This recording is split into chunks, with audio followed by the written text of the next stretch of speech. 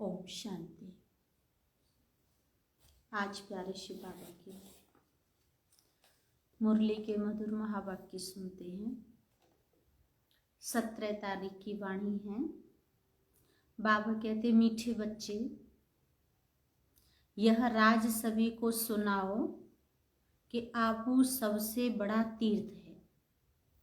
ये राज सबको सुनाओ कि आबू सबसे बड़ा तीर्थ है। स्वयं भगवान ने यहाँ से सबकी सदगति की है। बाबा ने प्रश्न किया, कौन सी एक बात मनुष्य अगर समझ जाए तो यहाँ भीड़ लग जाएगी। कौन सी बात मनुष्य अगर समझ जाए तो बाबा कहते यहाँ भीड़ लग जाएगी। उत्तर में शिव बाबा कहते हैं, मुख्य बात समझ लें कि बाप ने जो राजयोग सिखाया था वह अभी फिर से सिखा रहे हैं। परमपिता परमात्मा शिव बाबा ने जो राजयोग सिखाया था वह फिर से अभी सिखा रहे हैं। उसका जड़ यादगार देलवाड़ा मंदिर भी है। आदिदेव यहाँ चैतन्य में बैठे हैं। यह चैतन्य देलवाड़ा मंदिर है। यह बात समझ लें तो आबू की महिमा हो जाए और यहाँ भीड़ लग जाए। आबू का नाम बाला हो गया तो यहाँ बहुत आएंगे। शिव बाबा कहते, बच्चे आबू का नाम बाला हो गया तो यहाँ बहुत आएंगे। तो देखो आज तो मधुबन में इतने लोग आते हैं कि रजिस्ट्रेशन लेना ही मुश्किल होता है। ओम शांति। बच्चों को योग सिखलाया और सब जगह सब आप ही सीखते हैं। सिखलाने वाला बाप नहीं होता। एक दो को आप ही सिखलाते हैं। यहाँ तो बाप बैठ समझाते हैं बच्चों को। रात दिन का फर्क है दुनिया के योग में और यहाँ के योग में। बाबा के तो बच्चे रात दिन का फर्क है। वहाँ तो बहुत मित्र संबंधी आदि याद आते रहते हैं। इतना याद नहीं कर सकते, इसीलिए देही अभिमानी बहुत मुश्किल बनते हैं। यहाँ तो देही अभिमानी तुमको बहुत जल्दी बनना चाहिए। बाबा ने कहा, बच्चे यहाँ तुमको देही अभिमानी बहुत जल्दी बनना चाहिए। परंतु बहुत हैं जिनको कुछ भी पता नहीं है। शिव बाबा हमारी सर्विस कर रहे हैं। हमको कहते हैं अपने को आत्मा समझ बाप को याद करो। जो बाप इसमें विराजमान है, यहाँ विराजमान है, उनको याद करना पड़ता है। बहुत बच्चे हैं जिनको यह निश्चय ही नहीं है कि शिव बाबा ब्रह्मा तन द्वारा हमको सिखला रहे हैं। बाबा ने समझाया कि बहुत ऐसे बच्चे हैं जिनको निश्चय ही नहीं है कि परमपिता परमात्मा शिव बाबा और ब्रह्मा तन से हमको राजयोग सिखा रहे हैं। जैसे और लोग कहते हैं हम कैसे निश्चय करें, ऐसे यहाँ भी है। अगर पूरा निश्चय होता तो बहुत प्यार से बाप को याद करते करते अपने में बल भरते, बहुत सर्विस करते, क्योंकि सारे विश्व को पावन बनाना है ना। योग में भी कमी है तो ज्ञान में भी कमी है। अभी बच्चों को योग में भी कमी है तो ज्ञान में भी कमी है। सुनते तो हैं परंतु धारणा नहीं होती है। बाबा ने समझाया, बच्चे सुनते तो हैं ज्ञान पर धारणा नहीं होती। धारणा अगर हो तो फिर औरों को भी धारणा करावे। बाबा ने समझाया था, वे लोग कॉन्फ्रेंस आदि करते रहते हैं, विश्व में शांति चाहते हैं, परंतु विश्व में शांति कब थी, किस प्रकार हुई थी, यह कुछ भी जानते नहीं। आजकल युगी मनुष्य मात्र ये भी नहीं जानते कि सारे विश्व में शांति कब थी। तो बाबा कहते किस प्रकार की शांति थी वही चाहिए ना। यह तो तुम बच्चे ही जानते हो। विश्व में सुख शांति की स्थापना अब हो रही है, बाप आया हुआ है। कैसी यह देलवाड़ा मंदिर है, आदि देव भी हैं और ऊपर में विश्व में शांति का नज़ारा भी है।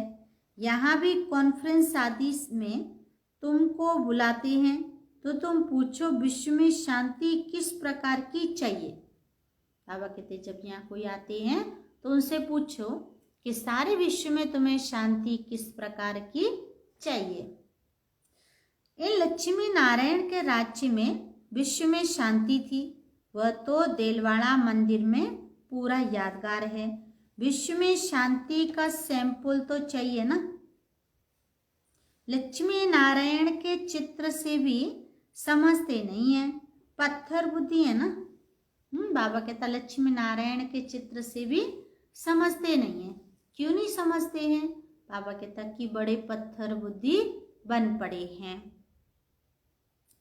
तो उन्हों को बताना चाहिए कि हम बता सकते हैं विश्व में शांति का सैंपल एक तो ये लक्ष्मी नारायण है, और फिर इन्हों की राजधानी भी देखना चाहते हो तो वो भी देलवाड़ा मंदिर में चलकर देखो।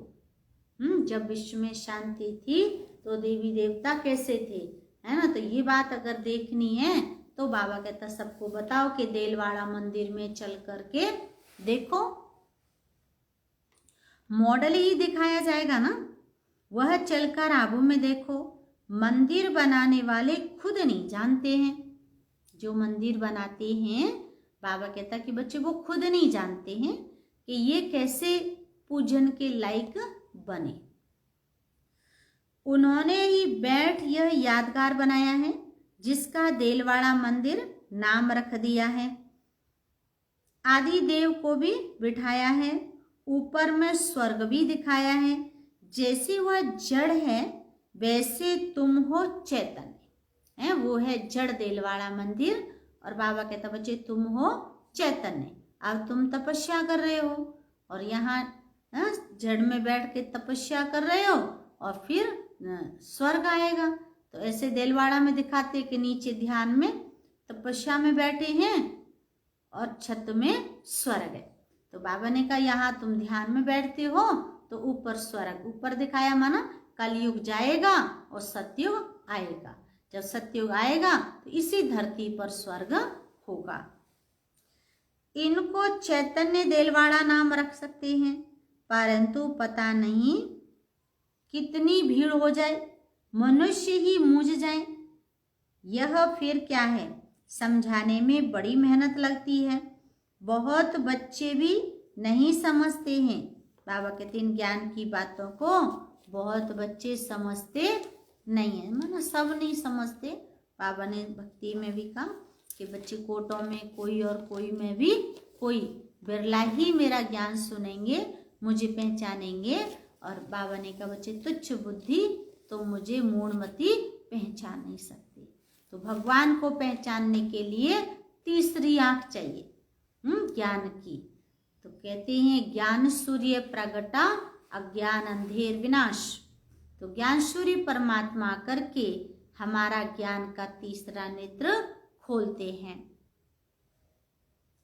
तो बाबा ने समझाया कि जानते हो भल दर पर पास में बैठे हैं, समझते कुछ भी नहीं। प्रदर्शनी में अनेक प्रकार के मनुष्य जाते हैं, ढेर मठ पंथ हैं, वैष्णव धर्म वाले भी हैं। वैष्णव धर्म का अर्थ ही नहीं समझते हैं। श्री कृष्ण की बादशाही कहाँ है जानते ही नहीं। शिव बाबा ने कहा बच्चे श्री कृष्ण की बादशाही कहाँ है ये तो जानते ही नहीं। श्री कृष्ण की राजाई को भी स्वर्ग बैकुंठ कहा जाता है। बाबा ने कहा था कि जहाँ बुलावा हो वहाँ जाकर तुम समझाओ विश्व में शांति कब थी। यह आबू सबसे ऊंचे ते ऊंच तीर्थ है, क्योंकि यहाँ बाप विश्व की सदगति कर रहे हैं।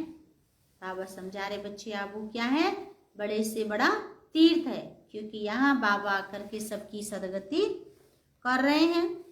आबू पहाड़ी पर उनका सैंपल देखना हो तो चलकर देलवाड़ा मंदिर देखो। विश्व में शांति कैसे स्थापन की थी उनका सैंपल है। सुनकर बहुत खुश होंगे, जैनी लोग भी खुश होंगे।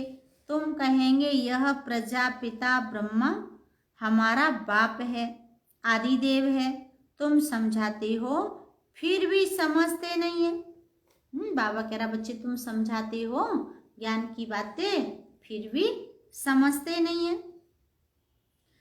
कहते हैं ब्रह्मा कुमारियां पता नहीं क्या कहती हैं।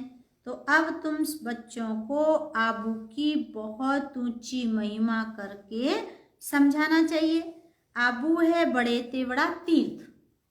बाबा ने कहा जो अपना मधुबन है वो क्या है, बड़े से बड़ा तीर्थ है। बॉम्बे में भी समझा सकते हो, आबू पहाड़ बड़े ते बड़ा तीर्थ हैं, क्योंकि परम पिता परमात्मा ने आबू में आकर स्वर्ग की स्थापना की है। इसीलिए बाबा कहते आबू है बड़े से बड़ा तीर्थ, अब्बा का घर। कैसे स्वर्ग की रचना रची है, वह स्वर्ग का और आदि देव का मॉडल सब आबू में है, जिसको कोई भी मनुष्य समझते नहीं। हम अब जानते हैं, तुम नहीं जानते हो। बाबा कह रहा है कि समझाओ कि हम तो जानते हैं लेकिन आप नहीं जानते हो, आकर के समझो। तो पहले तो तुम पूछो कि विश्व में शांति किस प्रकार चाहते हो। कभी देखा है? विश्व में शांति तो इनके लक्ष्मी नारायण के राज्य में थी। एक ही आदि सनातन देवी देवता धर्म था। जब विश्व में शांति थी तो बाबा कहते बच्चे क्या था, एक ही आदि सनातन देवी देवता धर्म था। इनकी डिनाइस्टी का राज्य था। चलो तो इनों की राजधानी का मॉडल आबू में तुमको दिखाएं। यह तो है ही पुरानी पतित दुनिया, नई दुनिया तो नहीं कहेंगे ना। कलयुग को कहेंगे पतित पुरानी दुनिया और सत्युग को कहेंगे नई दुनिया। तो नई दुनिया का मॉडल तो है यहाँ। नई दुनिया अब स्थापन हो रही है, तुम जानते हो तब बतलाते हो। सभी नहीं जानते हैं, बतलाते हैं।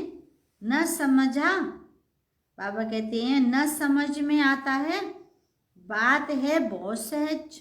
किसी किसी को तो समझ में आता ही नहीं है। तो बाबा कह रहे बच्चे बात है बहुत सहज। ऊपर में स्वर्ग की राजधानी खड़ी है, नीचे देव आदिदेव बैठा है, जिसको एडम भी कहते हैं। वह है ग्रेट ग्रेट ग्रैंडफादर। शिव बाबा क्या है, हमारे पिता का भी पिता, पिता का भी पिता, परम पिता।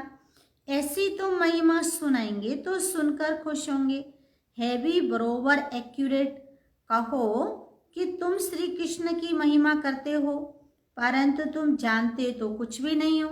श्री कृष्ण तो बैकुंठ का महाराजा, विश्व का मालिक था। जब श्री कृष्ण धरती पे था तो बाबा कहते क्या था, विश्व का महाराजा, विश्व का मालिक, सतयुग का फर्स्ट प्रिंस था। जिसका तुम मॉडल देखना चाहते हो तो चलो आबू में, तुमको बैकुंठ का मॉडल दिखाएंगे। कैसे पुरुषोत्तम संगम युग पर राजयोग सीखते हैं, जिससे फिर विश्व के मालिक बनते हैं। बाबा कहता जब राजयोग सीखते हैं तो क्या बनते हैं, विश्व के मालिक बनते हैं। वो भी मॉडल दिखावे, संगम युग की तपस्या भी दिखाए, प्रैक्टिकल जो हुआ था उनका यादगार दिखाए। शिव बाबा जिसने लक्ष्मी नारायण का राज्य किया उनका भी चित्र चाहिए। अम्बा का भी मंदिर है। अम्बा को कोई 10-20 भुजाएं नहीं है, भुजाएं तो 2 ही होती हैं। तुम आओ तो तुमको सिखाएं। बाबा कहते हैं कि भुजाएं तो 2 ही होती हैं लेकिन ये क्या है, उनके अलंकार हैं, शक्तियों का प्रतीक है। बैकुंठ भी आबू में दिखाए, आबू में ही बाबा ने आकर सारे विश्व को हेवन बनाया, सदगति दी है। आबू सबसे बड़ा तीर्थ है, सब धर्म वालों की सदगति करने वाला एक ही बाप है। उनका यादगार चलो तो आपको आबू में दिखाएं, आबू की तो बहुत महिमा कर सकते हो। बाबा क्या करे बच्चे, आबू की तो बहुत महिमा कर सकते हो। तुमको सब यादगार दिखाएं, क्रिश्चियन लोग भी जानना चाहते हैं प्राचीन भारत का राज्य है। बाबा कहते हैं किसने सिखाया, क्या चीज थी। बाबा कहते बोलो, चलो आबू में दिखाएं। बैकुंठ भी पूरा एक्यूरेट बनाया है, ऊपर छत में तुम ऐसा नहीं बना सकते हो, तो ये अच्छी रीति बताना है। देलवाड़ा मंदिर में नीचे तपस्या कर रहे, उसमें 108 कोठरी होती हैं, तो हर कोठरी में महावीर स्वामी की मूर्ति होती है, तपस्या में बैठे हैं।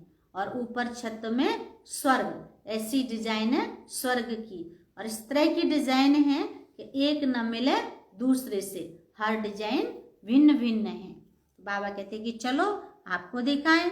टूरिस्ट धक्का खाते हैं, वो भी आकर समझें। तुम्हारा आबू का नाम बाला हो जाएगा तो बहुत आएंगे, आबू बहुत मशहूर हो जाएगा। जब कोई पूछते हैं कि विश्व में शांति कैसे हो, सम्मेलन आदि में निमंत्रण देते हैं, तो पूछना चाहिए। जब बाबा कहता कोई पूछते हैं और सम्मेलन में निमंत्रण देते हैं, तो उनसे पूछना चाहिए विश्व में शांति कब थी, वह जानते हो। विश्व में शांति कैसे थी, चलो हम आपको समझाएं। मॉडल शादी सब दिखाएं, ऐसा मॉडल और कहाँ भी नहीं है। आबू ही सबसे बड़ा ऊंच तीर्थ, जिसमें बाप ने आकर, बाबा कहता जानते हो, बाप ने आकर के विश्व में शांति सर्व की सदगति की है। यह बातें और कोई नहीं जानते। जो ज्ञान की बातें हैं, बाबा कहता और कोई मनुष्य मात्र नहीं जानते, शिव बाबा ही आकर के हमको सिखाते हैं। तुम्हारे में भी नंबर वाले हैं, भले बड़े महारथी म्यूजियम आदि संभालने वाले हैं, परंतु ठीक रीति किसको समझाते हैं तो वह नहीं है। बाबा रीड तो करते हैं ना, बाबा सब कुछ समझाते हैं।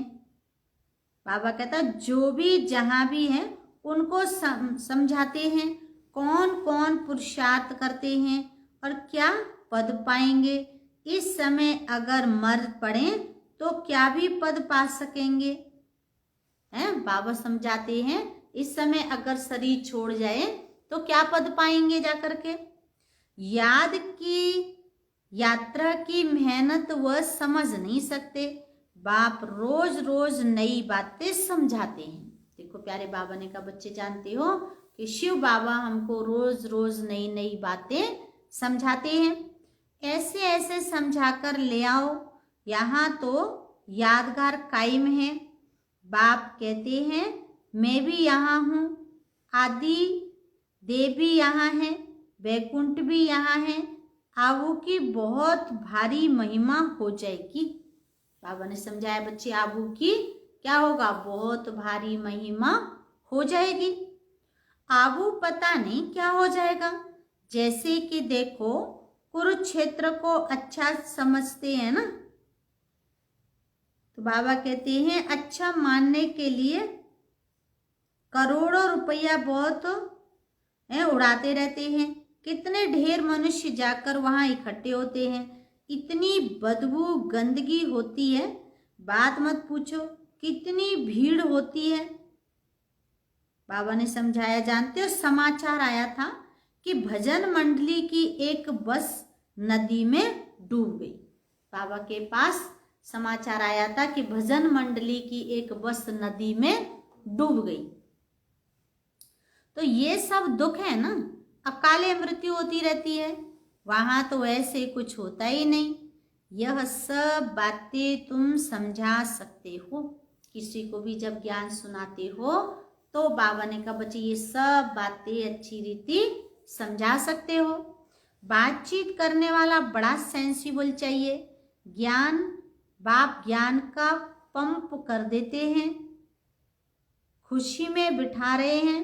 दुनिया थोड़ी इन बातों को समझती है, वह समझते हैं नई दुनिया का सैर करने जाते हैं। बाप कहते यह दुनिया अब पुरानी गई के गई। आज की दुनिया में सैर करने का बड़ा फैशन बन गया है। तो आजकल सैर करने जाते हैं, घूमने फिरने जाते हैं, वॉकिंग करने जाते हैं।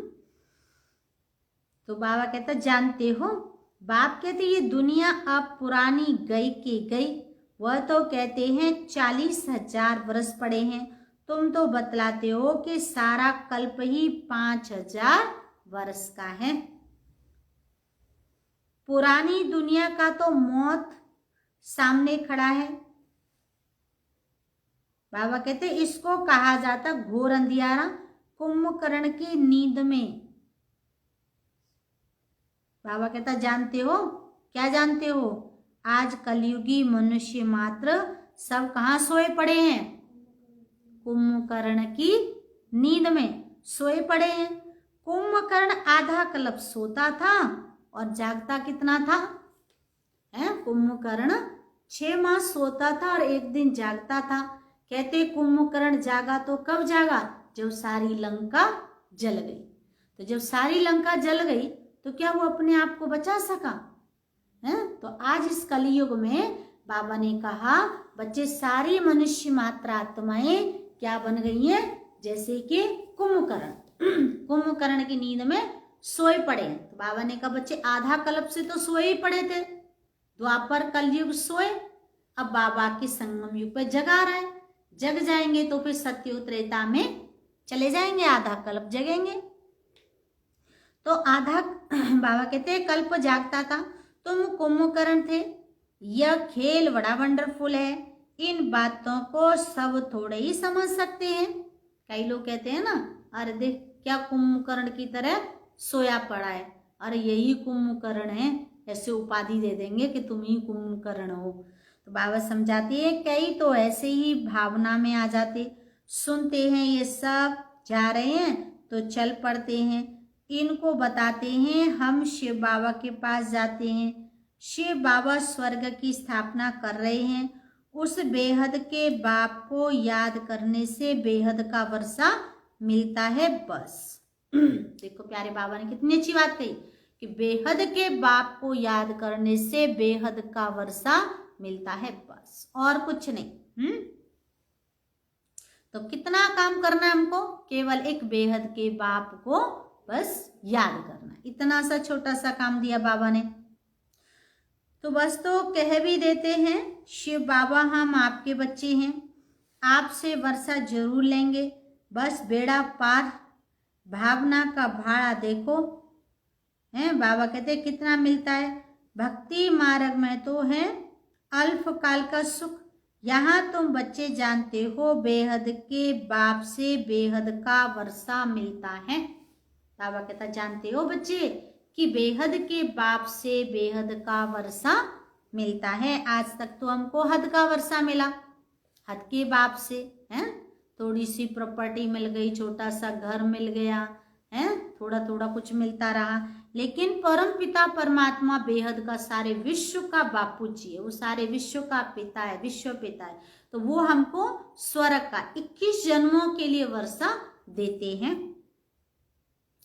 तो वह तो है भावना का अल्पकाल के सुख का भाड़ा।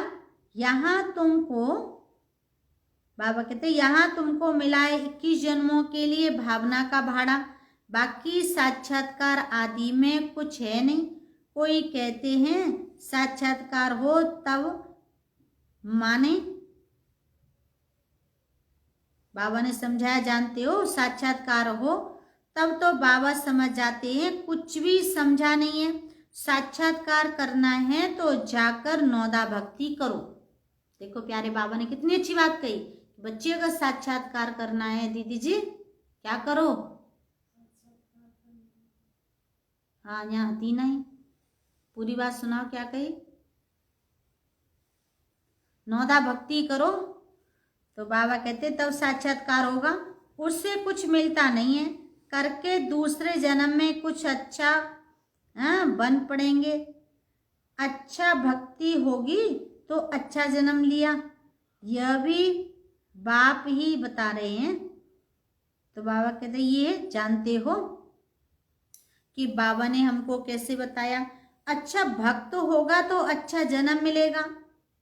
अच्छा भक्त होगा तो जन्म भी कैसा मिलेगा, बाबा कहते अच्छा मिलेगा। क्योंकि भक्ति का फल ही तो भगवान हमको देने के लिए आया है। तो अच्छी भक्ति करेंगे तो अच्छा फल मिलेगा, अच्छे बाबा के बच्चे बनेंगे, अच्छे ज्ञान में चलेंगे तो बाबा हमको अच्छा फल देगा।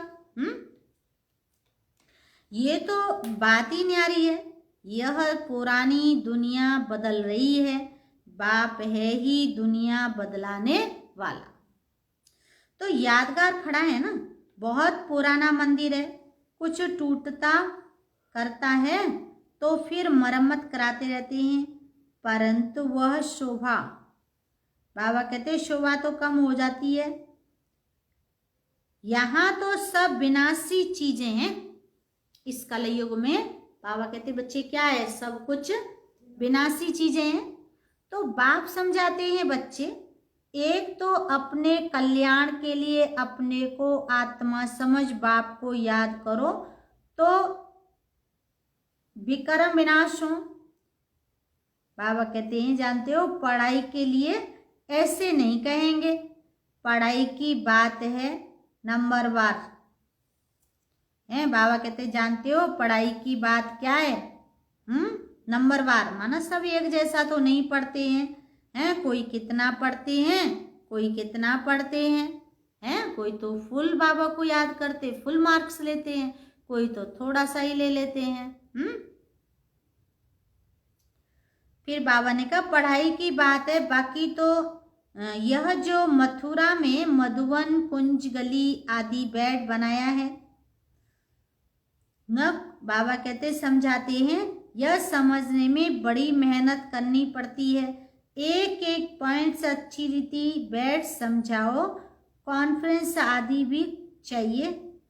योग वाला तलवार से जौहर नहीं होगा, किसको तीर लगेगा नहीं। तब बाप भी कहते हैं अभी देरी है। अगर हम किसी को खूब समझाते हैं और फिर भी तीर नहीं लगता है तो बाबा कहता बच्चे अभी तो देरी है। अभी मान लें कि परमात्मा सर्वव्यापी नहीं है तो भीड़ लग जाए। यदि मान लें कि परमात्मा सर्वव्यापी नहीं है तो बाबा कहता बच्चे भीड़ लग जाए, परंतु अभी टाइम नहीं है। एक बात मुख्य समझ जाएं कि राजयोग बाप ने सिखाया था तो उस समय सिखला रहे हैं, उसके बदले नाम, बाबा कहते हैं नाम किसका गाया हुआ है, बाबा ने समझाया जानते हो इससे ही तुम्हारा बेड़ा डूब गया, इसके बदले नाम उनका डाल दिया है, कह दिया श्याम सुंदर, तो ये कितनी भारी भूल की और इससे क्या हुआ हमारा बेड़ा और ही डूब गया। अब बाप समझाते हैं ये पढ़ाई सोर्स ऑफ इनकम है, स्वयं बाप मनुष्य को देवता बनाने के लिए पढ़ाने आते हैं। इसमें पवित्र भी जरूर बनना है, देवी गुण भी धारण करने हैं, नंबरवार तो होते ही हैं। जो भी सेंटर्स सब नंबरवार हैं। ये ज्ञान बाबा कहते ये सारी राजधानी स्थापन हो रही है, मासी का घर थोड़े ही है।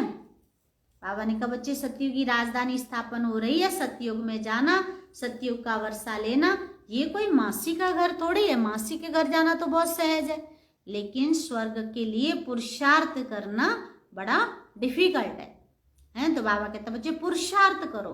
फर्स्ट है पुरुषार्थ, सेकंड है प्रारब्ध। यदि हम पुरुषार्थ करेंगे तो प्रारब्ध तो हमको प्राप्त हो जाएगी। तो बोलो स्वर्ग कहा जाता है सतयुग को, परंतु वहाँ का राज्य कैसे चलता है? देवताओं का झुंड देखना हो तो चलो आबू, और कोई ऐसी जगह है नहीं जहाँ अच्छे छत से राजाई दिखाई हो। भले अजमेर में स्वर्ग का मॉडल है, परंतु बाबा कहते वह और बात है। यहाँ तो आदिदेव भी है। सतयुग किसने और कैसे स्थापन किया, ये तो एक्यूरेट यादगार है। कौन सा? देलवाड़ा मंदिर। बाबा कहते हैं एक्यूरेट यादगार है। तो अभी तो हम चैतन्य देलवाड़ा नाम लिख नहीं सकते, तो जब मनुष्य खुद समझ जाएंगे तो आप ही कहेंगे कि तुम लिखो। अभी नहीं, अभी तो देखो थोड़ी बात में ही क्या कह देते हैं। क्रोधी बहुत होते हैं। देह अभिमान है ना, देही अभिमानी तो कोई हो न सके, सिवाय तुम बच्चों के पुरुषार्थ करना है। ऐसे ही है बाबा ने कहा, पुरुषार्थ करना है, ऐसे ही नहीं कि जो नसीब में होगा तो पुरुषार्थ कर लेंगे। हैं, कई लोग कहते हैं ना, अरे जो नसीब में होगा तो देखा जाएगा, हैं, कर लेंगे। तो बाबा कहते पुरुषार्थ ऐसे नहीं कहेंगे, वह तो पुरुषार्थ करते रहेंगे। फिर जब फेल होते हैं तब कहेंगे तकदीर में जो था। अच्छा, मीठे मीठे सिकीला दे बच्चों प्रति माता पिता बाप दादा का याद प्यार, गुड मॉर्निंग। रूहानी बाप की रूहानी बच्चों को नमस्ते। हम रूहानी बच्चों की रूहानी माता पिता बाप दादा को याद प्यार, गुड मॉर्निंग, नमस्ते नमस्ते नमस्ते। धारणा के लिए मुख्य सार है, पहला पॉइंट। बाबा कहते बच्चे देही अभिमानी बनने का पूरा पूरा पुरुषार्थ करना है। ऐसे कभी नहीं सोचना है कि जो नसीब में होगा। सेंसिबल बनना है, समझदार बनना है। दूसरी पॉइंट है ज्ञान सुनकर उसे स्वरूप में लाना है।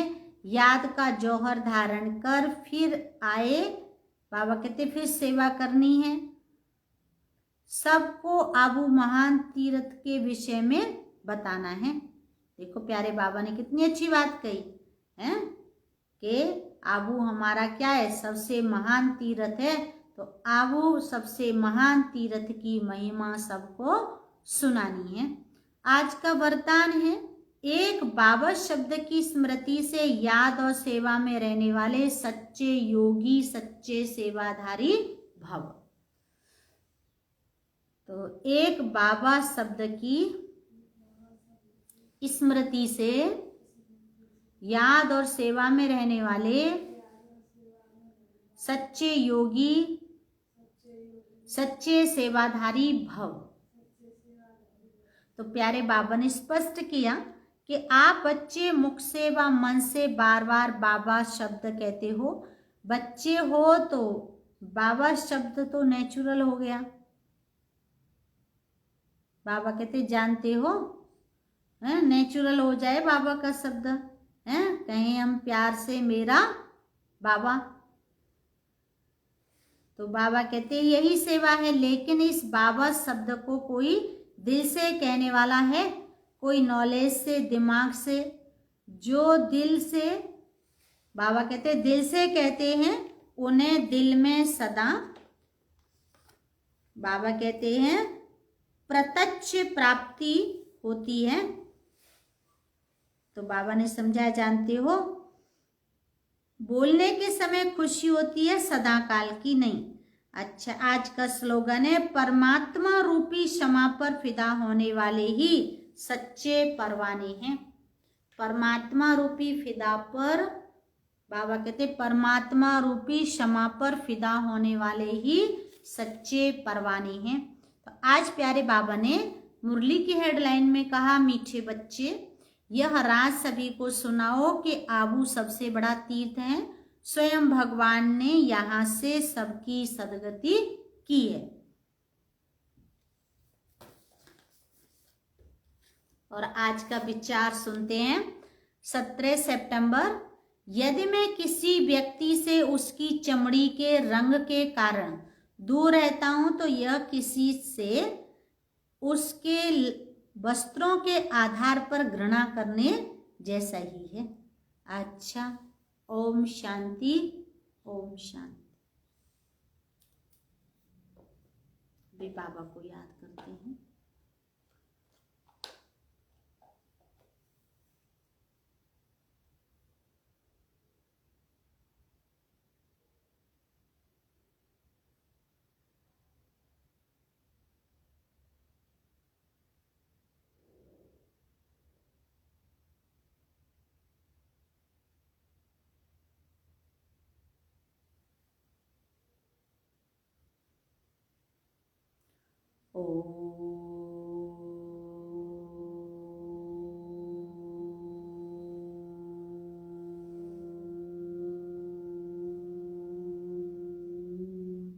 शांति।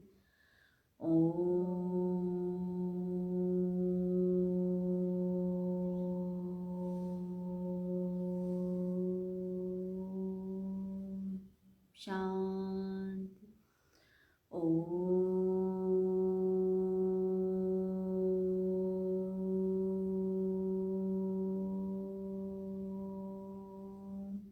शांति।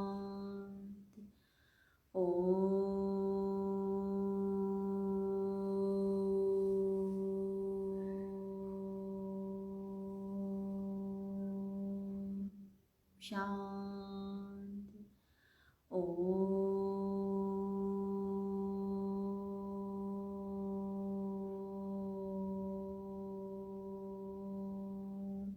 शांति शांति शांति। ओम शांति।